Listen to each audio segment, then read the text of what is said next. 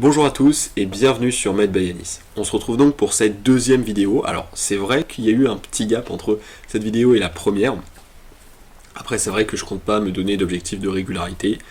Vraiment je vais faire voilà, selon mon emploi du temps et selon ma motivation. Hein. Je suis en vacances donc je vais pas trop me contraindre par rapport à ça. Alors concernant les commentaires de la première vidéo, je les ai tous lus et ils étaient tous pertinents évidemment. C'est vrai que le son était pas tip top. C'est vrai que le son était pas tip top, mais... Nouveau micro de podcasteur. Nouvelle qualité allemande.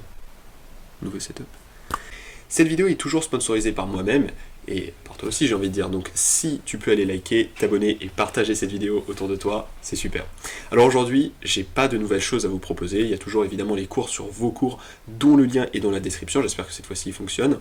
Mais donc je suis en train de travailler sur des projets qui vont vraiment déchirer. Et sur ce, top générique.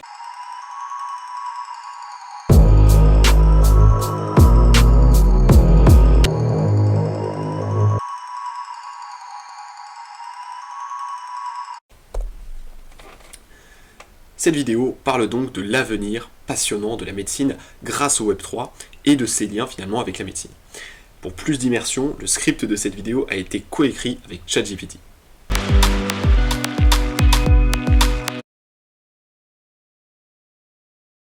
Avant d'entrer dans le monde du Web3, tu dois connaître un minimum de vocabulaire qui va te permettre de comprendre un petit peu de quoi on parle. Les données sémantiques, c'est grosso modo des informations qui permettent aux machines de comprendre le sens et la signification des données présentes sur les pages web.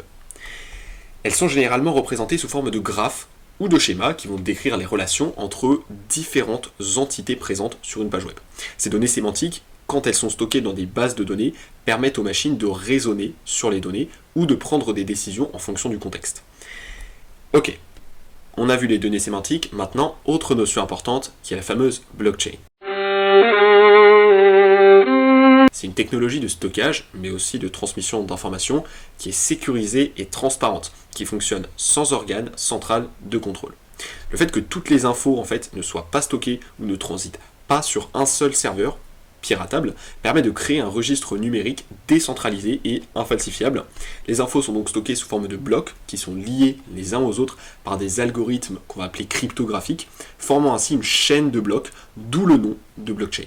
Si cette technologie est utilisée pour les crypto-monnaies comme Bitcoin et Ethereum, elle peut aussi être appliquée à d'autres domaines comme la gestion des données médicales, mais aussi la traçabilité des produits. Bref, le Web 3.0, c'est la prochaine évolution du World Wide Web, qui se concentre sur l'utilisation de l'intelligence artificielle, des données sémantiques et de la blockchain pour créer une expérience utilisateur plus personnalisée et sécurisée.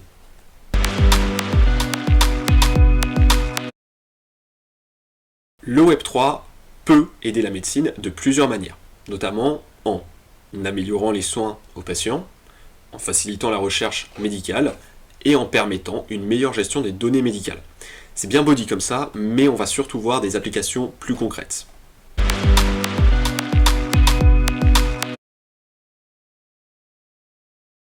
Récemment, j'étais à Santexpo à Paris et force est de constater que les nouvelles technologies foisonnent dans le domaine de la santé. Du traitement des données médicales et des dossiers des patients aux exosquelettes de rééducation télécommandés en passant par des appareils de vérification des endoscopes. Premier exemple, l'utilisation d'intelligence artificielle pour diagnostiquer les maladies plus rapidement et avec plus de précision.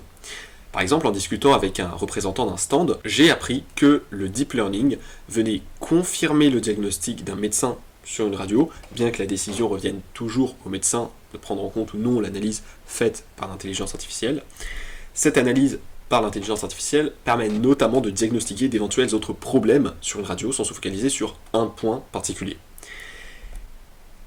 Un autre exemple concret, ça va être la création de registres médicaux sécurisés basés sur la blockchain pour garantir que les informations médicales sont stockées en toute sécurité. Mais la blockchain ne sert pas qu'à ça. En effet, l'utilisation de données sémantiques permet l'amélioration de la recherche médicale et de trouver des traitements plus efficaces.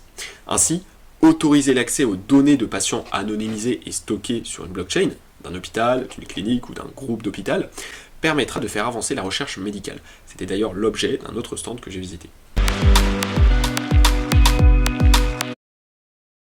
Le Web 3.0 offre donc un potentiel énorme pour améliorer les soins de santé et révolutionner le domaine médical. Cette technologie a donc un avenir très prometteur.